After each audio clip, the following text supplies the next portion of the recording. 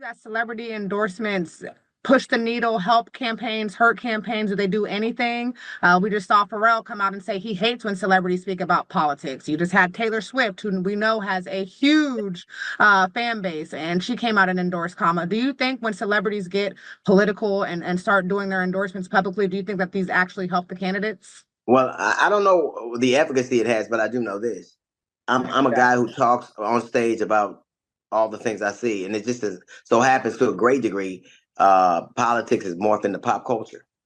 So a lot of things that we'll be joking about or talking about on stage, and I think it's up to the individual if they feel like they want to get involved. We live in a society, and I think the price of living in a society is that you have to do something. And one of the things you do, that's the freight you pay for existing here. And if one of the things you do is to bring awareness to political, because every social issue has a political remedy. So you can't say people shouldn't get involved in politics. If you want police reform, you got to be involved in politics, right? If you want voters' rights change, you got to be involved in politics. So you can't say don't be involved in politics if you're this particular endeavor, if you're this is your occupation. I think every citizen has the right to do everything they can do to make their society better to the extent that they can. And that's whether I did this or whatever I did, I hope I would feel the same way. Now, how people perceive what I do or what other celebrities do, I can't say, and the efficacy they have, I don't know. Pose a question to the panel. How should public figures in the Black community engage in political conversations without causing division? I think they should stick strictly to what the points of views that they believe in, the policies they believe in, whatever they believe in, just stick to that. Don't try to make it a black and white thing. I feel like public figures have a stake in this too. I mean, just because you may be rich or whatever, don't make you exempt from policies. There's taxes involved that a lot of these public figures have issues with, and they probably vote on the strength of those policies that accommodate them in those areas. But I think that whenever you're a political figure and you have a large audience and you're simply pushing hey, vote for this person because I think she's black, then okay, what is this black person gonna do is the next question. If you can't answer that, then you need to not necessarily lead with that, because then now you're creating this thing where black people are becoming a victim of racism.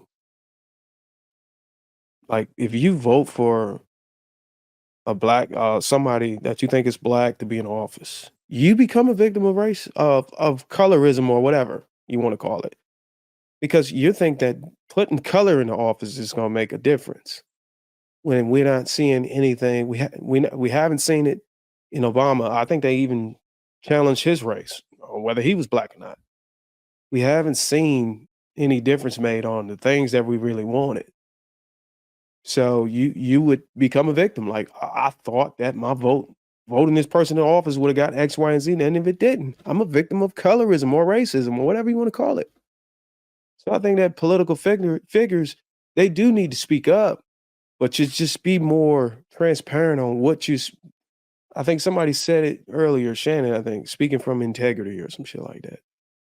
I think if they can do that, then we good to go. But just using jokes and punchlines and shit that you probably took you months to create so you can, with your career experience to win the audience over, man, that's just, it's just foolery to me, man. Like, what is the end game to this, making it about black and white or whatever? And then my other question is, for the white folks that been in office or people who know the race of the white people. I know when you see Italian people, or I don't know the other term, you would consider those people white. You would just consider all of them white, whether they was Irish or whatever. Why don't they be specific with what type of whiteness or white race they are, like black people? Oh, he's Jamaican and black, or he's whatever trans moving black or whatever. You know what I'm saying? Why do they not do that on the black side? Why on the white side they just, okay, he's just white? No, we gotta try. They do that all the time, dog. Oh, okay, so they do that. They do. Yeah, absolutely. Oh, the Irish and the Italian. Yeah. Oh, yeah, they do. Yeah, they got their own. You get some of them that be like, don't even call me white. They looking blonde hair, blue eyes, and everything. They be like, I ain't white. I'll be like, really? So they do though. there's been a narrative like, hey, look, vote for him because he's Irish. Well, not a narrative. No, you're right on that one. Not a No, narrative. there has been. Shan, historically, there has been. When an Italian American was running for office, he would campaign off of that, knowing that he was going to look out for Italian Americans. The same. Yeah, I mean, we can go back to the goddamn to the 5 boroughs. We what was gangs in New York. I mean, yeah, to a degree, I get it, but a narrative, I think, is what Darwin. He's talking about modern. Yeah. It's not a narrative. I'm talking. You literally divided on this woman's pigmentation. Like, I didn't see that on the other side. That's all I'm saying, and I'm trying to figure out like, how is it credible to lean on that? So there's an expectation for Black people to be politically conscious and Black. The general consensus of the large voting block of Black Americans believe that if you're a Black American, a certain core ideals and experiences that you're going to hold to heart, and that should guide and navigate you through how you affect policy change and voting. The issue we've been running into recently is some of the people that get elected are devoid of that experience or devoid of that cultural, just based off being Black, because they're different people around the world who come from different places who have a different experience. Like somebody who moves to America from some like Sudan at 29 might not think that institutional racism exists, or might not even consider themselves, like they never heard of Black until they got here as a term for a unique identifier. Okay. So just looking at them based off skin tone, you might expect them to behave and move in a certain way, which is counterproductive to their worldview and how they view things moving forward. Like an example is like Kamala got up and said, America is not a racist nation. Most Black women I know would never make that statement. They just wouldn't. Let me ask you this, Marcus. Marcus, if a white person was scrubbing his homepage and he saw this live stream come up, like, oh, cool, there's a bunch of Black guys talking about politics. Would he be wrong? Can you repeat that? I don't understand the question. If from my understanding, everybody on here don't identify as Black. Is that true? Before I even make this statement, just go along with the question. Just go along with the question. So I'm saying, like, if another race, or let's just say white race, looked at this channel and said, "Oh, those guys are all this is a Black podcast," but I know some of these people are not Black African descendants of slaves on this channel right now on this panel. I'm saying, would that white person be wrong for identifying us? No, they wouldn't be wrong. No, they wouldn't be wrong, because anybody that took a glance at this show would be like, oh, look at all those Black dudes.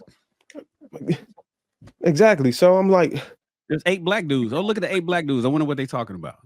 Right. Now, so, we may know, well, not of all of us is Black. It's only 5 of us are Black. 2 of us are this and 1 of us is that. But the white person that just scrolled on YouTube and this came across their algorithm, they would say, oh, look, a panel of 8 Black guys. Okay, so now, what's your point? So my point is, when did it come to that? When whenever it came to, when in time in history did it come to the point to where we needed to go to the sub-layers of color to actually identify specific race? Listen, here's the thing. Listen, if Kamala was always Black, we wouldn't be having this conversation. The argument is, are you Black conveniently? And then you're this conveniently. Are you that? See, we got white. Hell, Rachel Dolezal, if you ask her, she ain't never been white.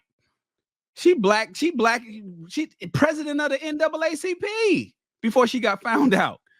My thing is, the argument is that people are having, and why this is a topic, I'll repeat it again, Darwin, is that when you over here, you're Indian and you don't even mention Black.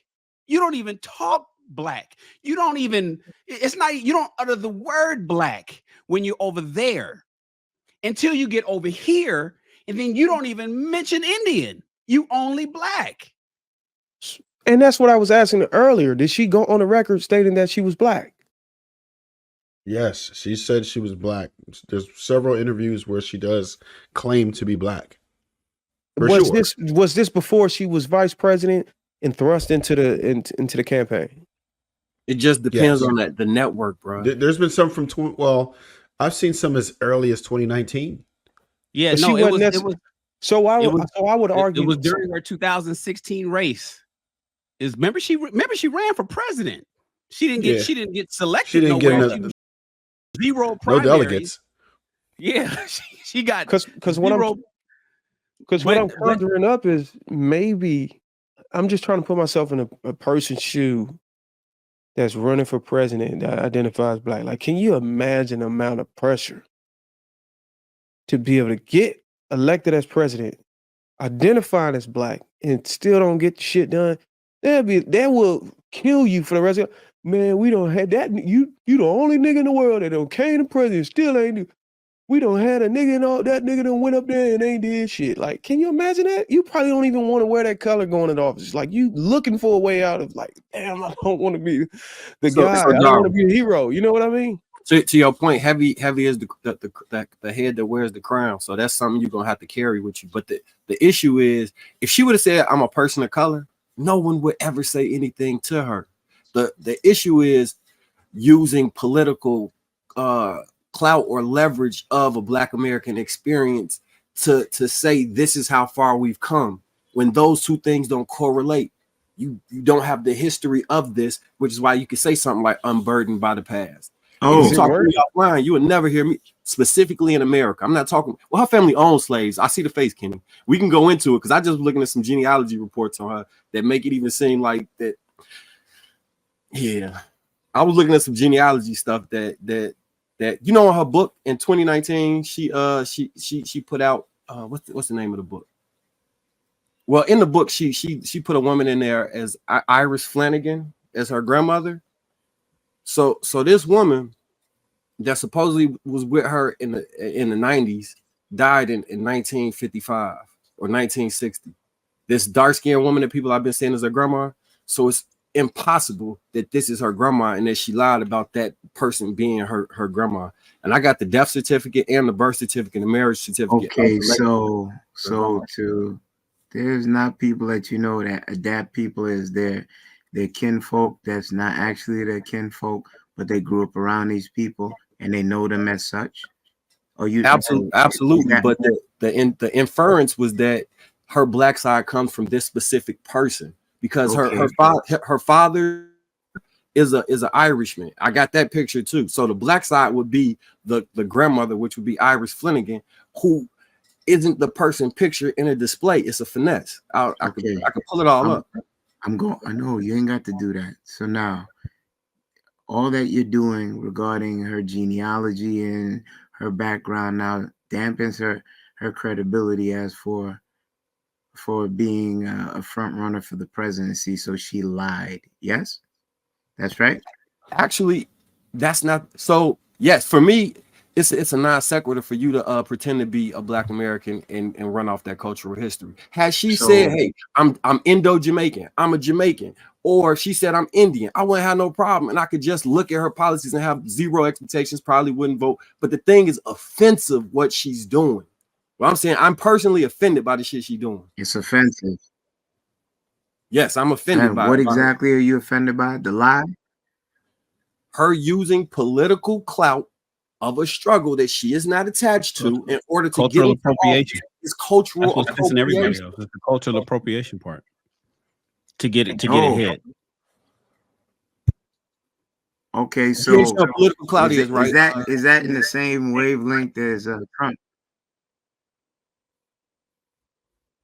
Okay, an example. Is that in the same wavelength as Trump going to the Bronx getting rap? Is that in the same wavelength as Trump going to the Bronx, bringing out rappers Chef G and previewing his Air Force Ones? Nah, he did it as a white dude and buying people chicken and shit. Nah, he did it as a white dude. That would be, if that was the case, I'd be upset at Eminem. I ain't mad at Eminem. I ain't mad at fucking Wait, let me The add Beastie one more Boys? Oh, you think caveat. I'm mad at the Beastie Boys? No, they're not appropriating or acting like or pretending to be something that they're not. Oh, like That's the ads that he wanted to placate on at 50, saying that I'm a felon now, and he was promoting that on his pages. That I'm an active felon and using the 50 mantra to push his agenda. You mean that? Is he a I think felon? he was. No, I but would think he rocking with really him. is a I think felon he was though. rocking with him. Okay, we're gonna just gloss over the point that he used 50 to push his agenda. Like he's a I don't think felon, you. I'm a felon. I don't know if you Is that understand. not it? So Cultural Kenny, appropriation. Kenny, I don't think you understand what we talk about when we saying cultural appropriation. So So I just gave I you can give you an I gave example you an that'll make. example of cultural appropriation. I'm a felon too. That's cultural appropriation. Is he a felon? Yeah, but not like what we talking about. You ain't bust no gun, and you ain't sell no, but you using 50 to make your plight of your white collar crimes associated with what goes on in urban neighborhoods. Did he or did he not do that? Is that cultural appropriation? Yes or no? So the way that you're describing it, that's not It's cultural not a yes or no, brother. So no, the answer is no. Are you I serious? find it fascinating that busting a gun and selling the or whatever puts you in the culture. Felon. He didn't say black. Don't even do this, Darwin. He said I didn't felon. say black. I didn't say black either. I said put you in the culture. It just ties into the argument we made about hip hop. That wasn't the argument Kenny made either. It's a lot of conflating going on. No. It actually was. And I just gave you a clear end that he tried to compare his plight, which is appropriating, to him and 50 being of the same ilk. No, But that didn't make sense. no, I don't think that him talking No, I about don't being want a your felon. feelings. I said think. I didn't say feel. So you're good on bringing up definitions, right? Bring up cultural appropriation. Okay. I'll go with that. No, just to be fair, Marcus. Okay, Since but I Kenny, don't know see, what the I'm thing is talking this. about. The thing is this. According to you, he is a felon. So how is he appropriating something if he is that? Okay, so under that umbrella, you have different types, right? So now if Now you you're go gonna up in push the the goalpost. neighborhood, you have white collar, and then you have Now you're gonna say, oh, it's the type of felon. yes. That's why, and I gave the example. That's why he used the 50 background to say me and him was of the same ilk, and he pushed it until 50 said, I don't want to be associated with that. That's easily accessible, but Marcus don't want to say it.